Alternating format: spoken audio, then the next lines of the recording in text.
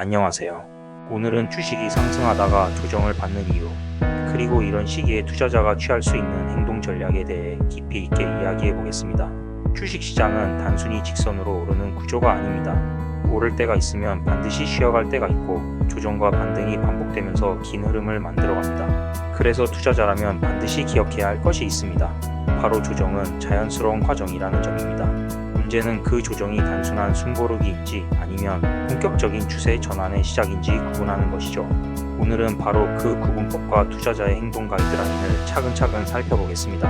먼저 주식이 왜 조정을 받는지 이유를 보겠습니다. 첫 번째는 차익 실현 매물입니다. 주가가 단기간에 크게 올랐다면 초기 투자자들은 수익을 확정하기 위해 매도에 나섭니다.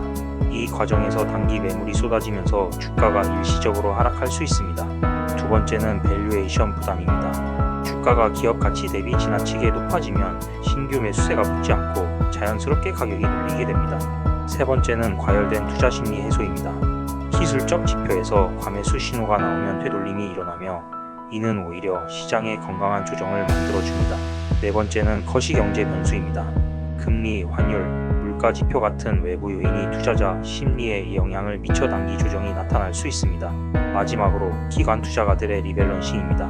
분기마다 자산 비중을 조정하면서 크게 오른 종목에서 차익을 실현하고 다른 종목으로 옮기는 과정에서 매물이 나오는 것이죠. 이처럼 조정은 여러 요인으로 인해 발생하며 반드시 부정적인 것만은 아닙니다. 오히려 건강한 상승 추세에서 꼭 필요한 과정일 수 있습니다. 하지만 투자자에게 중요한 건 이 조정이 일시적인지 아니면 추세 전환의 시작인지 구분하는 것입니다. 그렇다면 어떻게 구분할 수 있을까요? 먼저 건강한 조정의 특징부터 보겠습니다. 하락할 때 거래량이 크게 늘지 않고 오히려 줄어드는 경우가 많습니다. 하락폭도 보통 5%에서 15% 정도로 제한적이며 주요 지지선인 21선이나 61선 부분에서 반등하는 모습을 보입니다. 무엇보다 중요한 건 기업의 실적과 펀더멘털에는 문제가 없다는 점입니다. 즉 주가만 잠시 쉬어가는 단계라고 볼 수 있죠. 반대로 추세 전환의 신호는 훨씬 뚜렷합니다. 거래량이 급증하면서 급락이 발생하고 장기 지지선인 121선이나 연중 저점을 무너뜨릴 때가 많습니다. 또한 시장 전반이 동반 급락하거나 기업 실적이 악화되고 거시경제에서 큰 충격이 발생하면 단순 조정이 아니라 본격적인 하락 추세로 이어질 가능성이 큽니다. 투자 심리가 급격히 악화되면서 공포 지수, 즉 빅스 지수가 급등하는 것도 대표적인 추세 전환 신호입니다. 이제 실제 사례를 들어보겠습니다.